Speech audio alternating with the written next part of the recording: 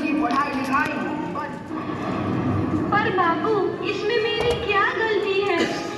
आप मुझे पढ़ाई करने क्यों नहीं देते?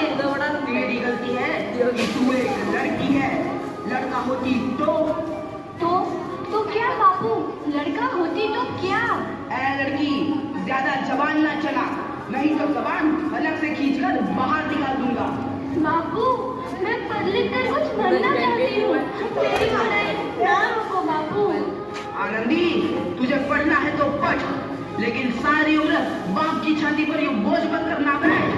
पर बाबू, अभी तो मेरी उम्र पढ़ाई लिखाई की है, मुझे पढ़ लिख कर डॉक्टर बनना है। पढ़ाई पढ़ाई पढ़ाई, आज तो मेरी इन किताबों का काम तमाम करके ही छोड़ूंगा। ये ले। नहीं बाबू, मत फाड़ो, मत फाड़ो बाबू। अच्छा नहीं बाबू, नहीं। बाबू, ये तुमने क्या किया? तुमने मेरी इन किताबों को ही नहीं फाड़ा बाबू, मेरी किस्मत फाड़ दी, मेरी किस्मत। ये काफी किताबें ना सिर्फ छोरों के हाथ में अच्छी लगती है, लड़कियों के हाथ में तो सिर्फ मेहंदी अच्छी लगती है, मेहंदी। पर बापू, मैं लड़की हूँ तो क्या हुआ? लड़का और लड़की तो हमारे दोनों आंखों के समान होते हैं। चुप कर आनंदी, और यह एहसान मान कि अब तक जिंदा है तू। कहीं बचपन में गला दबा कर मार दिया होगा तो तेरी बकबक नहीं सुननी पड़ती आज। पर बापू, मुझे चूल्हा जलाना अच्छा ना लगे है। देख छोरी, जितना जल्दी हो तू चूल्हा जलाना सीख ले, उतना ही अच्छा है तेरे लिए। और हाँ, तेरा ब्याह तो होगा, वो भी करेंगे कल। अपना जीवन है तुम्हारी यही कहानी, आंचल में है दूध और आंखों में है पानी। मुझे माफ कर दे बेटी, तेरे बापू के जिद के आगे मेरी एक न चलेगी। माफ कर दे बेटी, मुझे माफ कर दे।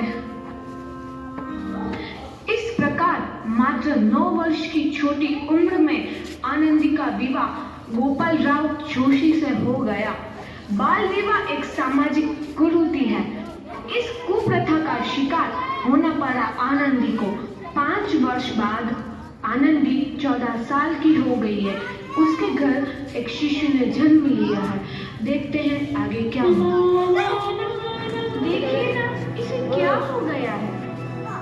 इसका माथा तो अंगार की तरफ तक रहा है, इससे तो बहुत तेज हो गया। आप बिना कुछ भी पूछते हैं, दीजिए मुझे। माधव, जल्दी से वैद्य जी को बुला के लाओ। जी, अभी बुला के लाओ। ये तुम क्या कर रही हो आनंदी? भगवान की विभूति लगा रही हूँ। बस करो आनंदी, ये सब अंधविश्वास है। अरे आप यकीन तो कीजिए, भगवान की कृपा से इसका माथा ठंडा हो रहा है और बुखार भी उतर गया है ना बाबू? देखिए, दीजिए मुझे। बाबू, आंखें खोलो, तुम्हें तुम्हारी माँ बुला रही है। आंखें खोलो, देखिए ना इसे क्या हो गया है? आंखें भी नहीं खोल रहा।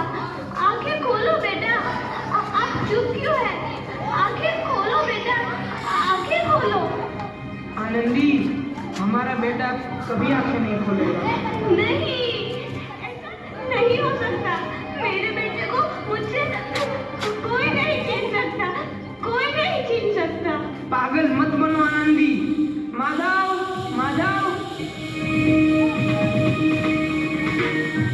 आनंदी, बंद करो ये पागलपन।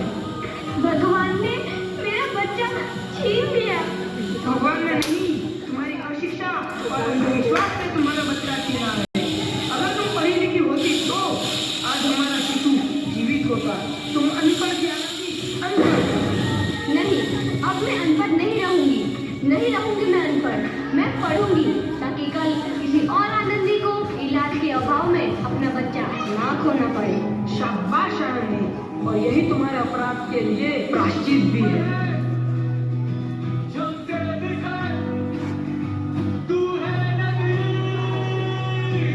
आनंदी, तुम्हारी 12वीं का परिणाम आ गया है। तुमने पूरे कॉलेज में प्रथम स्थान अर्जित किया है।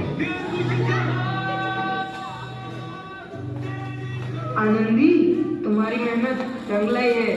तुम्हें शिक्षा वृत्ति मिली है।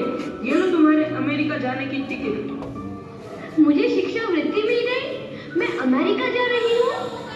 पर ये सब मैं अकेले कैसे कर पाऊंगी? दीदी, अपने आप को इतना कमजोर क्यों समझ रही हो?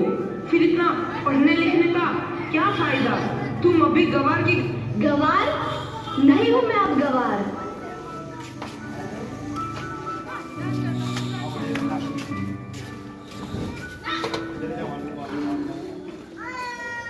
तो इस प्रकार 7 अप्रैल 1883 को आनंदी अमेरिका के पेंसिल्वेनिया के लिए रवाना हुई और 3 साल बाद उन्होंने डॉक्टर ऑफ मेडिसिन की उपाधि प्राप्त कर ली। इधर आनंदी के पिता की तबीयत बहुत खराब है। आगे क्या होता है देखते हैं।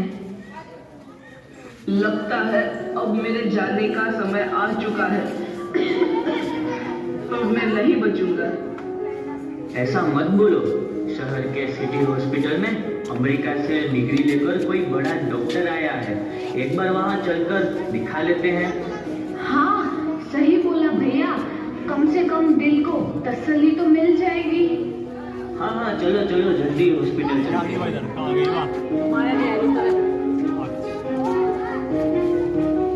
इस मरीज की हालत तो बहुत ही खराब है।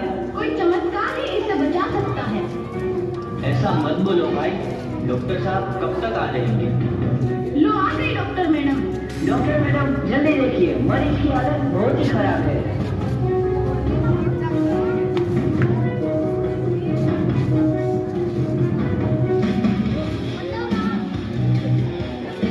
अब आप बिल्कुल ठीक हैं। मौत के मुंह से आपको बचाया है डॉक्टर मैडम ने। डॉक्टर साहब ने मुझे बचा लिया। मुझे मिलना है डॉक्टर साहब से। डॉक्टर साहब नहीं, डॉक्टर मैडम बोलो। डॉक्टर मैडम, उन्होंने ही तुम्हें जीवन दान दिया है। लो आ गई डॉक्टर मैडम, मिल लो उनसे। डॉक्टर मैडम, आपका बहुत बहुत धन्यवाद। आपने मेरी जान बचाई। इसके बदले में मैं गरीब भला आपको क्या दे सकता हूँ? वचन चाहिए मुझे कि कभी ये नहीं कहोगे कि लड़कियां कुछ नहीं कर सकती। वचन? ये कैसा वचन? अरे श्यामलाल, तुमने पहचाना नहीं? तुम्हारी बेटी आनंदी। आनंदी? मेरी बेटी आनंदी डॉक्टर? हाँ बापू, वही आनंदी जिसके लिए बचपन में तूने चूल्हा और दूल्हा के अलावा कुछ नहीं सोचा था। आनंदी, आनंदी मेरी बेटी, मुझे माफ कर दे। मैं तेरा गुनहगार हूँ बेटी। नहीं नहीं बापू, वही आनंदी जिसके हाथ पीले करके तुम उसकी सारी जिंदगी काला कर देना चाहते थे। माफ कर दे बोले मेरी बच्ची, माफ कर दे। मैं तेरा अपराधी हूँ मेरी बच्ची, माफ कर दे। नहीं बापू, मैंने तो तेरा एहसान चुकाया है। याद है ना अपना एहसान जो बचपन में तुमने मुझ पर किया था? ताने सुनाकर जीते जी मार डाला था मुझको। अब बोल, और किस किस को मारेगा? आनंदी बेटी, मुझे माफ कर दे मेरी बच्ची। मैं तेरा गुनहगार हूँ। बापू, आपने ही तो बुलाया। किताबें सिर्फ बेटों के हाथ में अच्छी लगती है, बेटियों के हाथ में तो सिर्फ मेहंदी।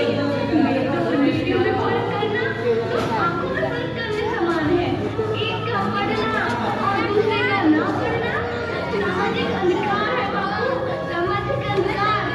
अधिकार मांगता हूँ मैं तुझ जैसी बेटी का। मांगता तो सिर्फ बराबरी का दर्जा। वरना सच तो यह है कि मैं तेरी माफी के लायक भी ना हूँ।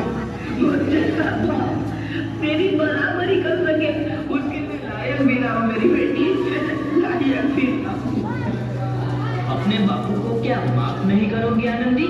माफ कर दो आनंदी, माफ कर दो। सुबह का भूला यदि शाम को घर लौट आए तो उसे भूला नहीं कहते। बापू, तो इस प्रकार आनंदीबाई जोशी ने अपनी मेहनत और अटूट इरादे से न केवल भारत की पहली महिला डॉक्टर बनी, बल्कि आगे चल के उन लड़कियों के लिए सुनहरा रास्ता दिखा गई जो जीवन में कुछ करना चाहती थी।